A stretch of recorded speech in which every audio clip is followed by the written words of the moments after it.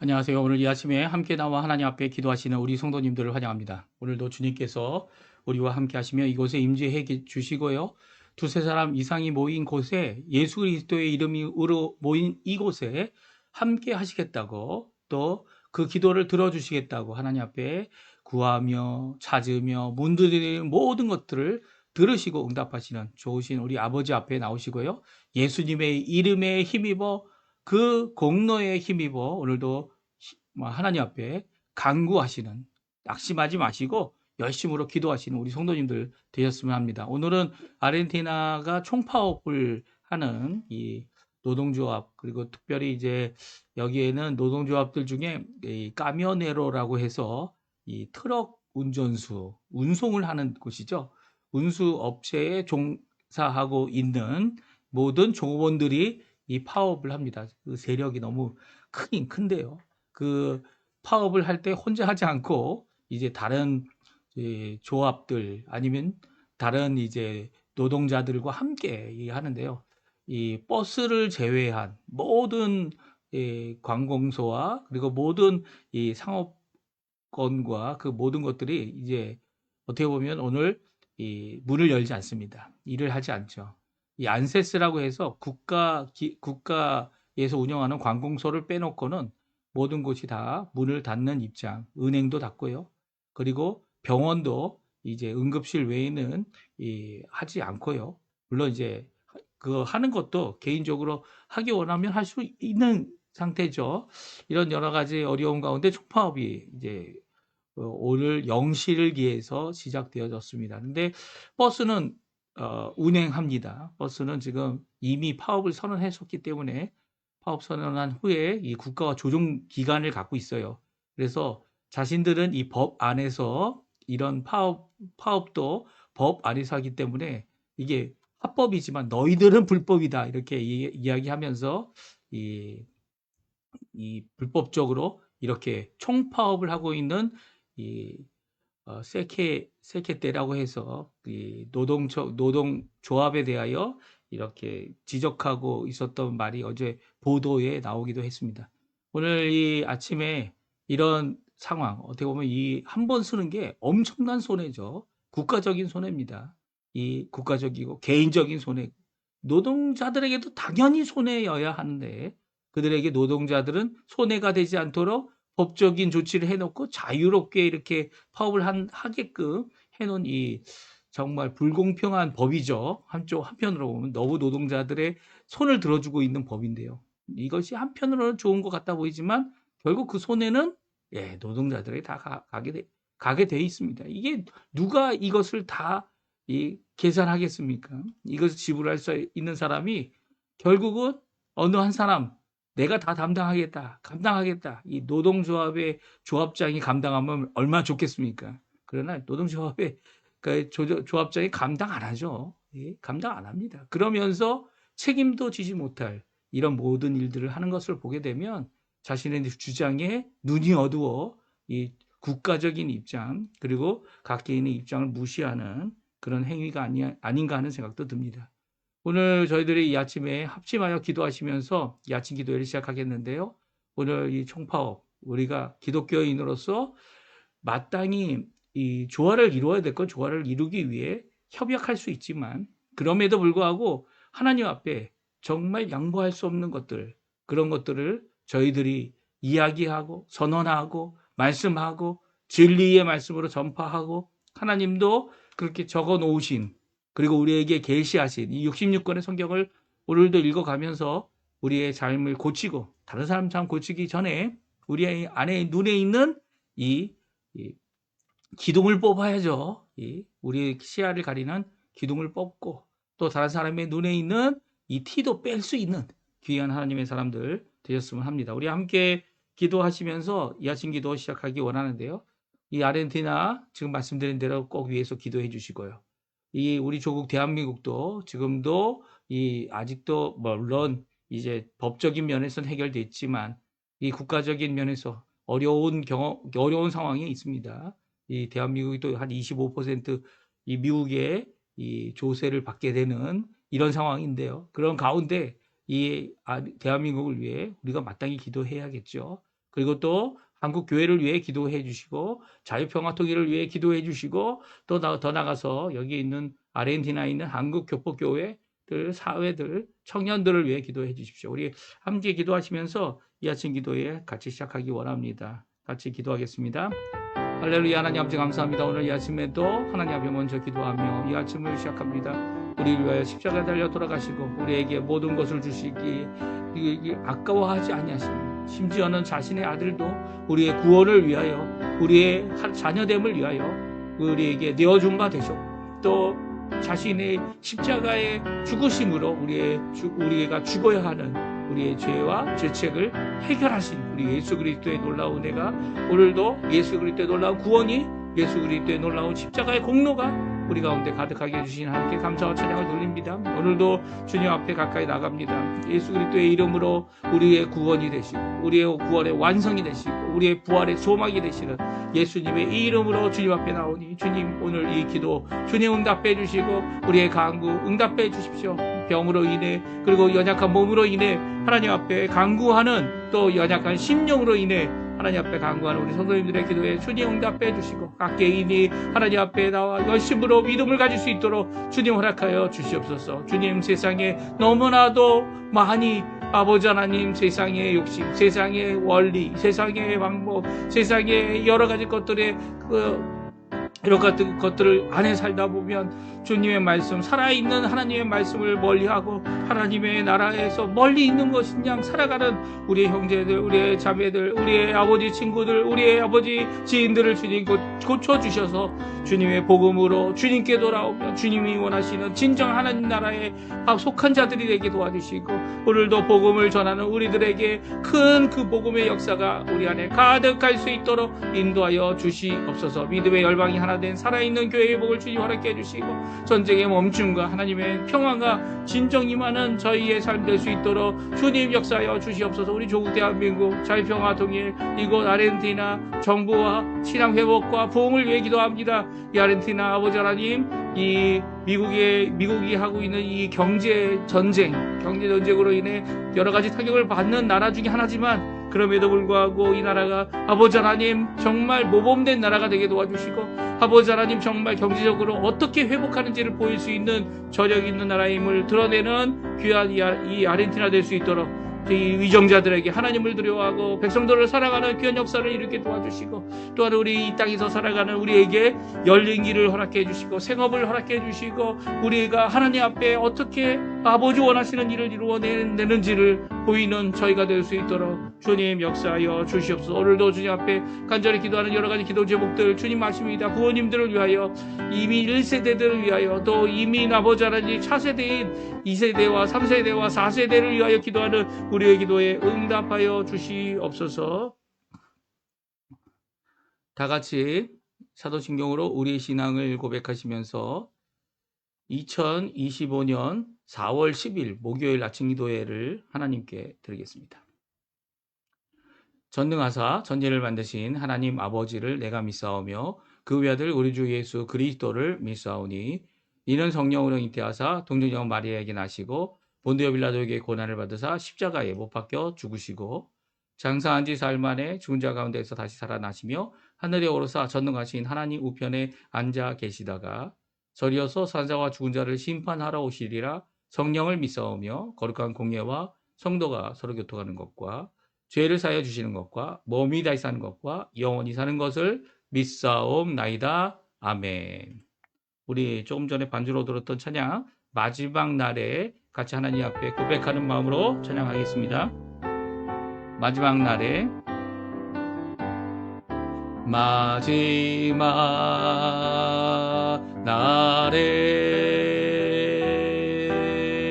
내가 나의 영으로 모든 백성에게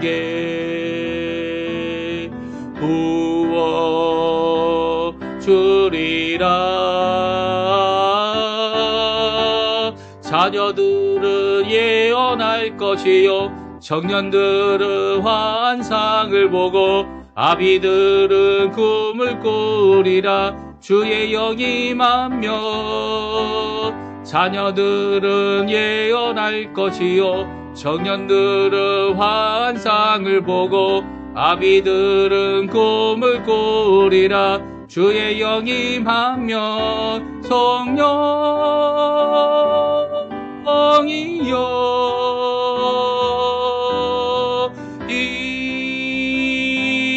임하소서.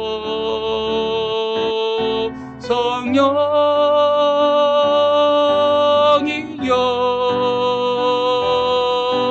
우리에게 임하소서. 마지막 날에 다시 한번 부릅니다. 마지막 날에 내가 나의 영으로 모든 백성에게 부어 주리라. 자녀들은 예언할 것이요 청년들은 환상을 보고 아비들은 꿈을 꾸리라. 주의 영이 임하면 자녀들은 예언할 것이요 청년들은 환상을 보고 아비들은 꿈을 꾸리라. 주의 영이 임하면 성령이여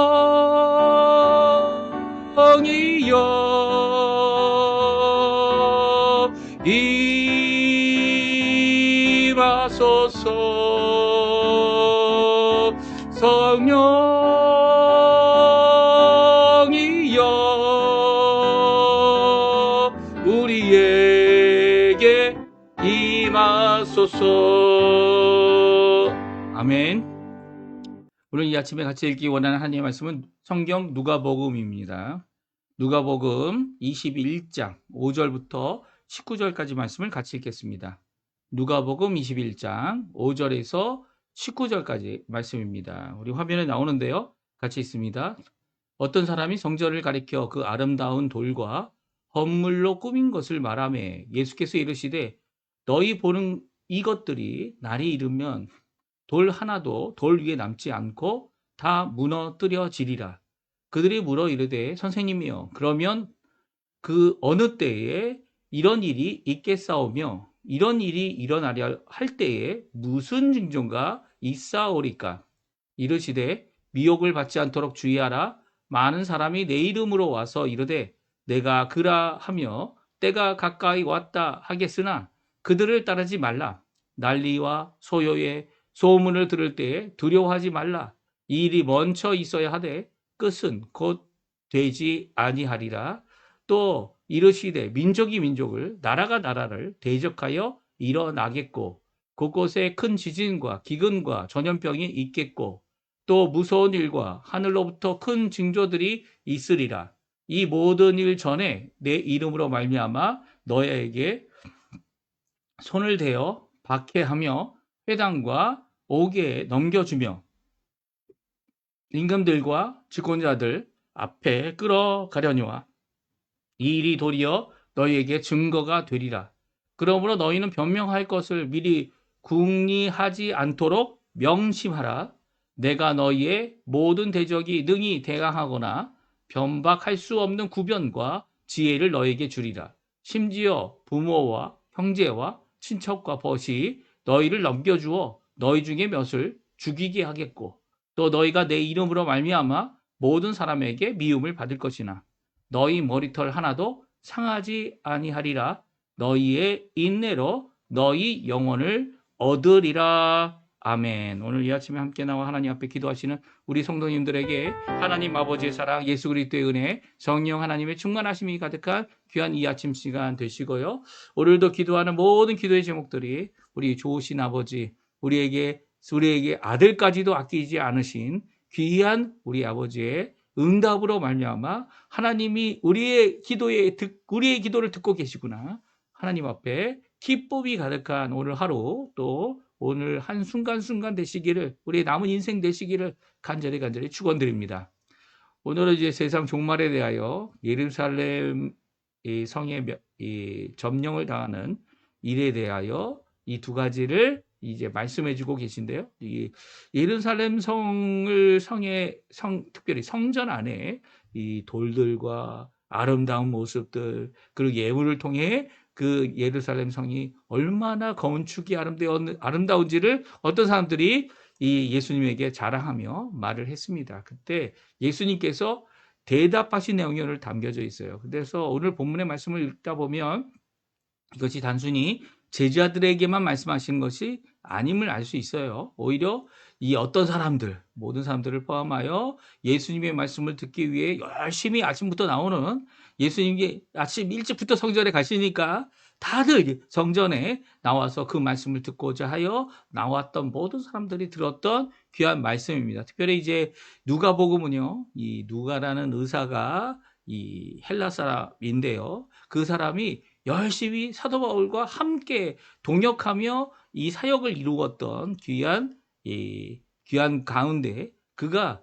보았고, 그리고 또 체험했던 이 세상에 복음을 전하는 일 가운데 겪어야 하는 고통과 아픔과 핍박과 환란을 직접 체험해 보았기 때문에 그가 오늘 이 세상 종말에 대한 말씀을 아주 정당하게, 그리고 또 거짓 없이, 물론 이제 이것뿐만이 아닙니다. 이 앞에 있었던 예수님이 받았던 박해에 대한 내용을 이 결코 약화시키지 아니하고, 또 예수님이 왕이시라는 내용의 이 표현들을 아끼지 아니하고 이렇게 기록하였던 모습을 보게 되면 이 말씀이 이제 실질적으로 사도 바울과 함께 복음을 전한 누가라는 이 귀한 하나님의 선교사라고 할 수 있죠. 선교사가 속사도라고 할 수도 있죠. 속사도가 이런 이 일을 오늘 잘 말씀해 주고 계십니다. 그래서 어떻게 보면 세상 종말 이미 시작된 거죠. 이 종말,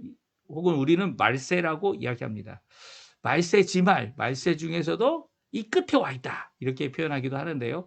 이 세상 종말에 대한 말씀 오늘, 그리고 또 내일 또 우리가 양 이틀간의 누가복음 21장에 나와 있는 말씀으로 함께 살펴보고요.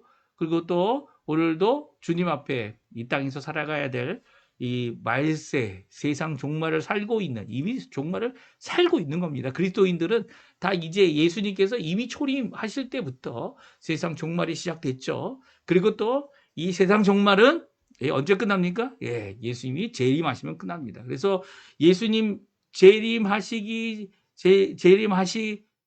후에 이 천년왕국이 있다. 그것을 저천년설이라고 하고요.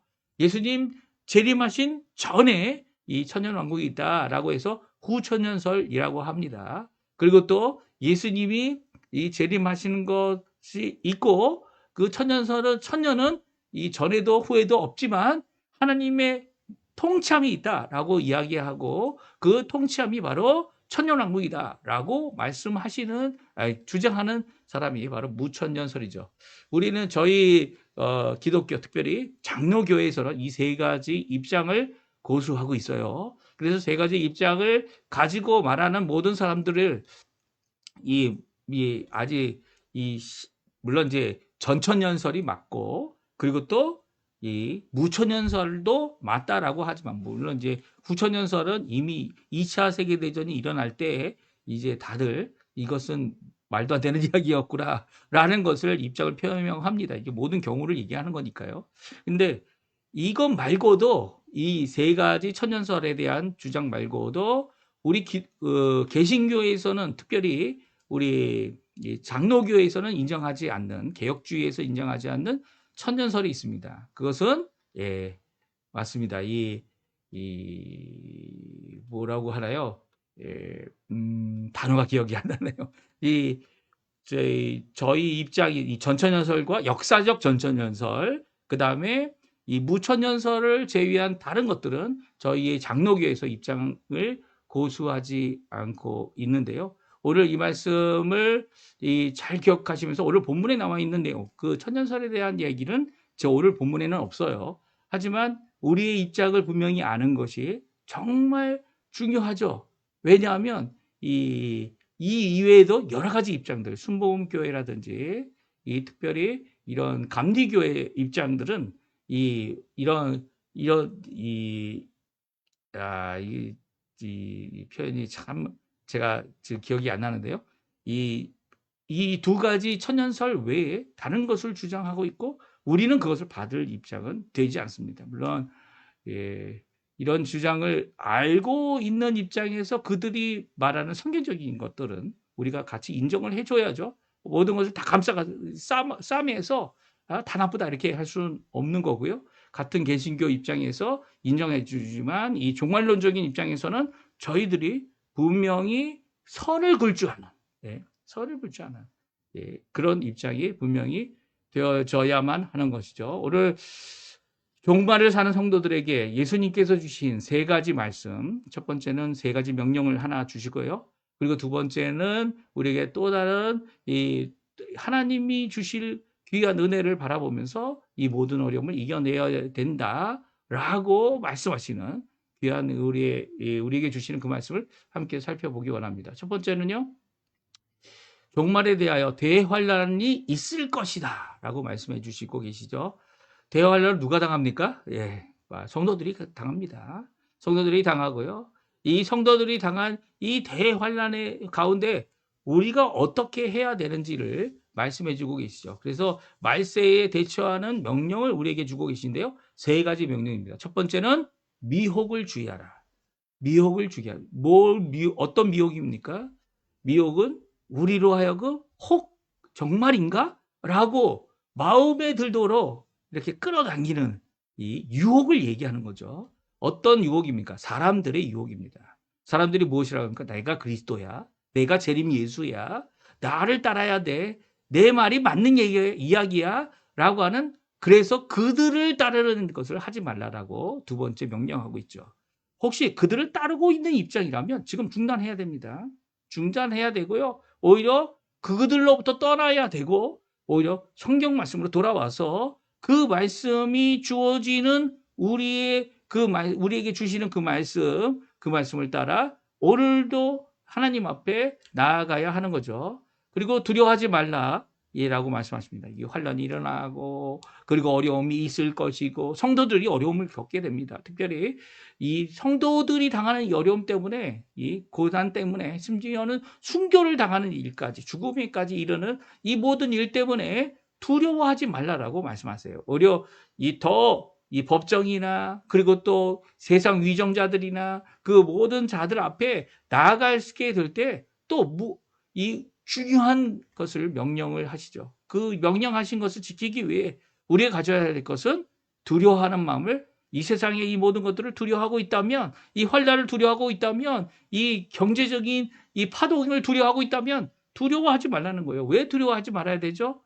하나님께서 돌보시기 때문이죠. 하나님께서 역사해 주시기 때문이죠. 하나님께서 우리를 붙들어 주시기 때문이죠. 그렇기 때문에 하나님 앞에 오히려 하나님을 두려워하고 하나님을 경외하고 하나님 앞에 믿음을 지켜라. 이 세 가지 명령을 처음 주고 계세요. 우리 8절 9절인데요. 같이 한번 읽어보겠습니다. 8절 9절 같이 읽겠습니다. 이르시되 미혹을 받지 않도록 주의하라.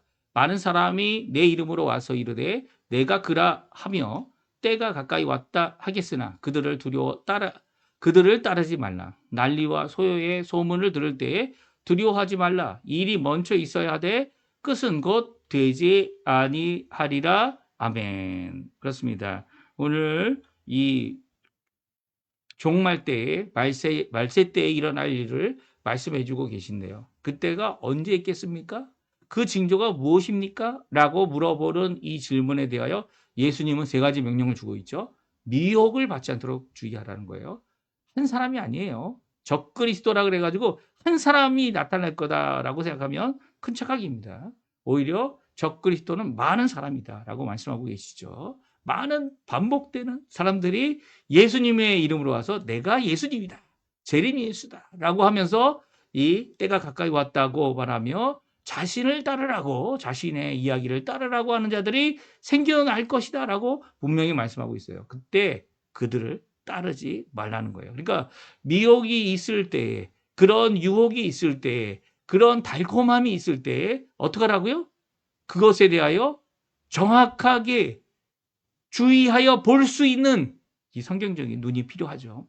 그리고 또 하나님께서는 알려주십니다. 사실. 그렇죠? 그런 미혹 때에 이 어려움이 있을 때 이미 기록한 성경 말씀으로 우리가 깨달을 수 있도록 해 주시죠. 그들이 가짜라는 거. 예. 그들이 주장하면 예수님 오실 때요. 이렇게 내가 주장할 수 있는 예수님께서 갑자기 뭐 이렇게 이 사람들 앞에서 예, 어떤 기적을 일으키거나 어떤 보도를 하거나 아니면 그렇게 오시는 분이 아니죠. 예수님 오실 때 어떻게 오신다고요? 이 번개가 이쪽에서 저쪽으로 꽝꽝 치는 것처럼 예? 예수님은 한순간에 오십니다. 이 내가 예수야라고 말하시도 필요가 없어요. 그렇게 오시면 이 끝날이 된 거죠. 이 악한 이 죄, 이 적그리스도의 역할을 하는 이 미혹하는 이 자들이 이렇게 나오는 것을 주의하여 보라는 거예요. 이 성경 말씀을 열심히 읽으면 이게 분명히 드러나는데도 이것에 이 마음이 끌리고 예수님이 오신다고 그냥 이 한국에서도 다미 성교회라는 이 성교회를 통해서 어린 아이들이 이 학생들이 이 이야기된 이 분별 없는 짓들을 하고 있었던 이 목회자들과 이 단체들 때문에 얼마나 지금 한국 교회가 웃음거리가 됐습니까? 지금 그 이후로요, 한국 교회가 성장하지 못하고 있어요. 그 이후로 그 앞에 분명한 자세를 드러내지 못하고 마치 이게 진짜인가 가짜인가 판결도 못한 이 한국 교회 때문에 지금 한국 교회가 여러모로 이 어려움을 겪고 있는 거 아닙니까? 오히려 미혹을 받았던 그때 정신 차리지 못하고 그거를 그냥 수용했던 그런 모습들이 이 아르헨티나에도 있었어요. 그 책이 뭐라고? 이것에 그 책을 갖고 오셨어요. 오셔가지고 그쵸. 그 당시에는 저는 학생이었으니까 이 목사님들이 그걸 복사해서 다 읽게 하고 하는 이런 참 부조리한 이 주의 없는 이런 모습들 때문에 우리 교회가 오히려 어려움을 당하죠. 근데 이렇게 어려움을 당하면 더 깨끗해지는 겁니다. 더 정결해지는 겁니다. 그 안에서 이 잘못된 게 뭘까? 왜 이런 일이 일어났을까? 다시 한번 반성하게 되고요. 그리고 깨끗함을 받게 되고요. 그리고 더 주의하게 되는 거죠. 그래서 이거는 구천연설은 우리와 맞지 않는 거구나 라고 이게 띄어내는 거고요. 세 가지 입장에서.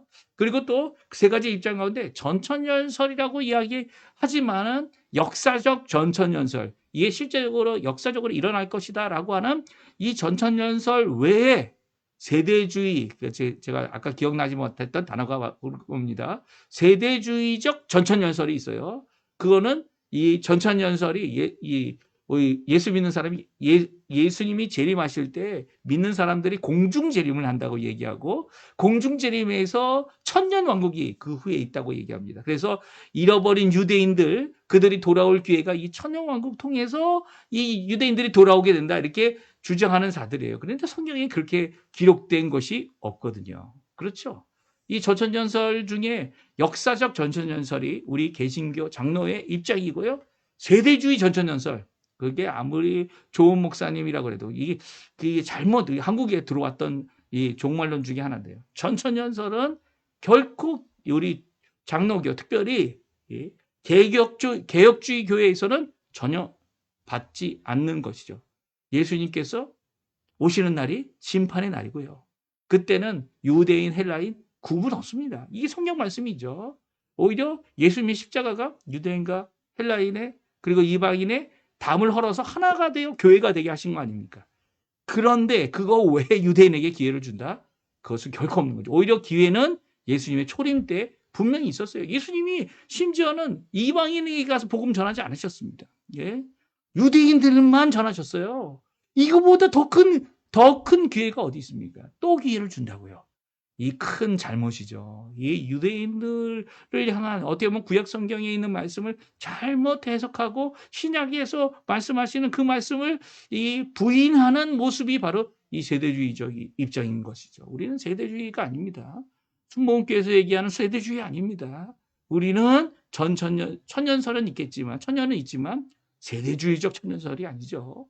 이것을 분명히 해야 되는 것이 성경에 근거한 온전한 말씀을 따르는 겁니다. 그때 무엇이 있다고요? 소요와 난리의 소문이 있을 때 오히려 그것 때문에 흔들리지 말고 두려워하지 마. 하나님을 두려워하고 이 세상에 일어나는 일 때문에 두려워하지 말라. 이 세 가지 명령을 주고 계십니다. 그리고 두 번째 예수님께서 대환란과 세상 종말에 대하여 대처하는 방법을 말씀하시는데요. 이 모든 것이 있어도 아직 끝이 아니라는 거예요. 아직 끝이 아니라는 거예요. 이제 끝은 멀었다는 거예요. 정말 끝이 올 때는 땅에서만 징조가 일어나지 않는다는 거예요. 땅에 뭐 나라를 지진이 일어나고 뭐 해일이 일어나고 이 땅에서만 일어나는 게 아니라 하늘로부터도 큰 징조가 있다라는 말씀을 하십니다. 천체가 또 천체뿐만 아니라 하나님이 창조하신 이 유대인들은 하늘이 세 개가 있다고 얘기하지 않습니까? 이 구름의 하늘, 그리고 또 별과 이 우주의 하늘, 그리고 또 하나님의 하늘이 있다고 얘기하지 않습니까? 하나님께서 창조하신 모든 하늘도 무너지는 날이 있다라는 거예요. 이런 큰 징조가 있을 때에 우리가 꼭 기억해야 되는 것, 예수 그리스도의 이름 때문에 고난을 당하고 환난을 당하고 어려움을 당하고 붙잡힘을 당하고 죽기까지도 하고 예수 그리스도의 이름 때문에 우리가 어려움을 당할 것이다 라고 말씀하고 계세요. 그래서 예수 그리스도의 이름을 갖고 사는 자들로서 이 어려움을 준비해야 된다. 그리고 그 어려움이 쉽게 끝나지 않을 거다. 그것이 잠시 있을 것이 아니다.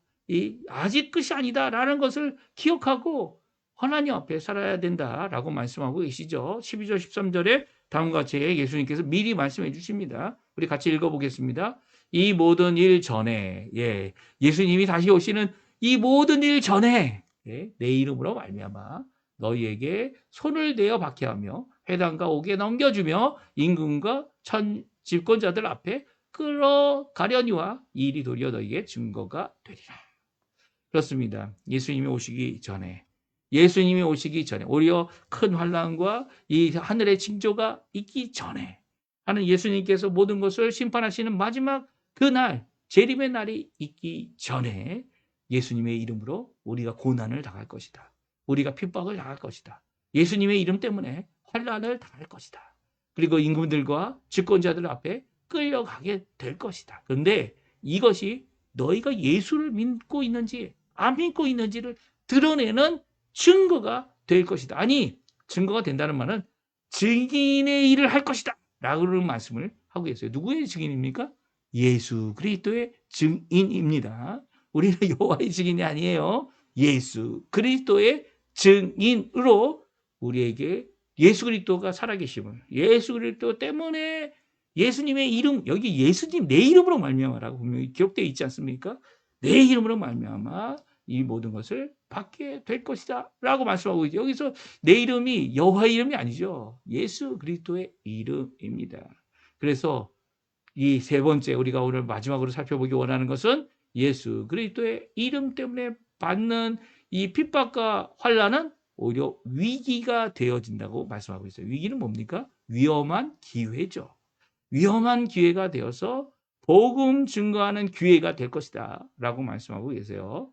우리 13절 조금 전에도 읽었지만 13절, 14절, 15절 읽어보면 다음과 같습니다. 이 일이 도리어 너희가 증거가 되리라. 증거의 기회가 되리라 라고 직역할 수 있습니다. 그러므로 너희는 변명할 것을 미리 궁리하지 않도록 명심하라. 내가 너에게 모든 대적이 능히 대항하거나 면박할 수 없는 구변과 지혜를 너희에게 주리라. 아멘. 그렇습니다. 하나님께서는요, 예수님께서는요, 특별히 오늘 이 말씀을 통해서 증거의 기회, 다른 우리가 받는 핍박, 우리가 받는 고난, 우리가 받는 어려움이 그들에게 예수 그리스도를 증거하는 기회가 될 것이다 라고 말씀하고 있어요. 그래서 우리가 어려움을 당하면요, 이 어려움을 당할 때 또 누구에게 증거를 하라고 하나님께서 하고 계신가? 라고 생각하셔야 됩니다. 내가 고난을 당하고 환난을 당할 때는 이 환난이 오히려 예수 그리스도를 증거할 수 있는 기회가 된다라는 것을 우리에게 명심할 것을 명령하고 계시죠. 근데 내가 이걸 어떻게 잘 말할까? 조리 있게 잘 말할까? 입술에 이 마음에 단단히 준비하는 것도 필요하겠지만 그거를 어떤 변명을 할지 미리 생각하지 말라라고 오히려 명령하십니다. 그런 어려움 가운데 말씀을 주시는 분은 성령 하나님입니다. 우리에게 구변과 지혜를 주셔서 우리를 대적하는 자들에게 말씀을 전하고 그 대적하는 자들이 우리를 대항하지 못하도록 변박할 수 못하도록 하게 하실 분은 하나님이시라는 거예요. 예수님께서 직접 하시겠다는 거예요. 예수의 영으로. 그분이 누굽니까? 성령 하나님이죠. 그래서 우리가 우리에게 대항하고 우리를 어렵게 하는 사람들을 바라보며 기도해야 하죠.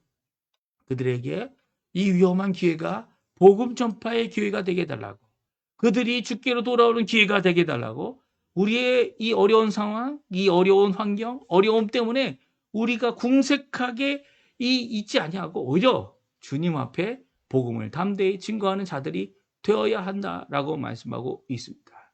그러니까 이 환란, 이 커다란 그 대환란, 그리고 어려움, 고통, 이 땅에 종말을 살아갈 때 우리가 믿어야 되고, 우리가 두려워해야 되고, 우리가 붙잡아야 될 분이 누굽니까?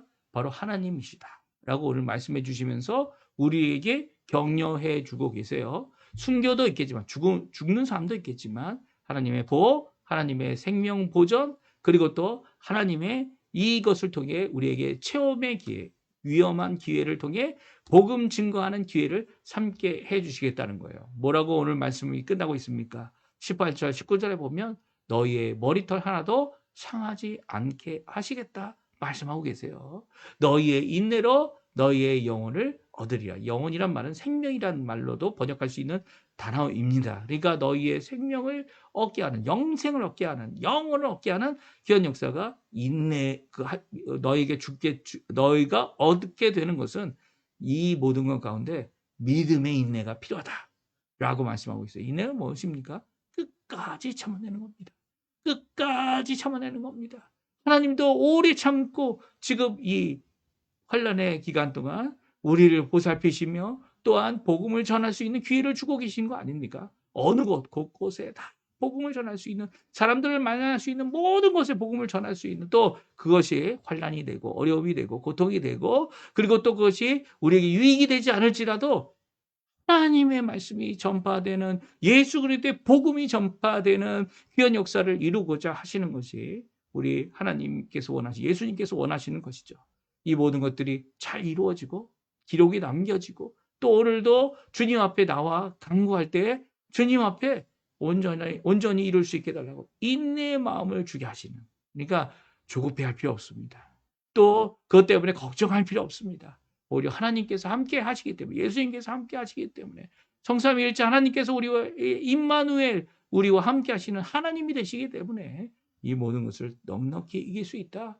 넉넉히 이길 그것을 바라보고 죽음 이후에 있을 하나님의 귀한 은혜의 자리에 들어갈 수 있도록 지금 이 어려움을 잘 견뎌내는 귀한 삶을 살라 명령하고 계시죠. 오늘 이 말씀을 기억하시면서 이미 우리는 말세를 살고 있어요. 세상 종말을 살고 있다는 거 기억하시고, 예수님의 날, 예수님이 다시 오시는 재림의 날을 바라보면서 열심히, 유대인이든 헬라인이든 열심히, 이 아프리카 사람이든 아니면 이 아르헨티나 사람이든 또 우리 동족인 이 한국 사람이든 중국 사람이든 누굴 만나든 간에 예수 그리스도를 전하시는 우리 성도님들 되시고요. 오늘도 그 안에서 주님 원하시는 귀한 은혜의 삶, 또 하나님이 주시는 귀한 승리의 삶, 물론 모든 것이 다 해결되어 보이지 않지만 그 환란을 잘 이겨내는 우리 성도님들 되시기를 간절히 축원드립니다.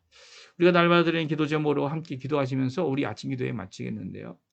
우리 기도할 때에 꼭 우리 조국 대한민국, 또 이곳 아르헨티나, 전 세계적으로 일어나고 있는 이 경제 전쟁, 어제 트럼프가 90일 동안인가요? 90일 동안 자신이 선포한 이 조세에 관한 것을 일단은 이 파우사, 멈추겠다고, 90일 이후에 이 조세에 대한 것을 적용하겠다, 이게 선언했지만, 이게 다 어떻게 보면 전 세계의 이 경제 구조를 바꾸려고 하는 이런 미국의 시도가 아닌가 하는 생각이 듭니다. 이 모든 시도 가운데 이 손해도 보고 이익도 보는 사람들이 일어날 거예요. 근데 그것 때문에 좌지우지 흔들리는 그런 나라가 되지 않도록, 우리가 되지 않도록 하나님 앞에 오히려 이럴 때일수록 기도하고, 이럴 때일수록 하나님께서 열어주실 귀한 이 길을 통하여 오히려 복음을 위해 이 열심을 내는 저희가 되게 해달라고 기도해 주셨으면 합니다. 우리 함께 기도하시면서 아침 기도에 마치고요. 내일 또 함께 기도하는 이 시간 가졌으면 좋겠습니다. 네, 아침 기도에 함께 기도하시면서 우리 아침 기도에 마치도록 하겠습니다.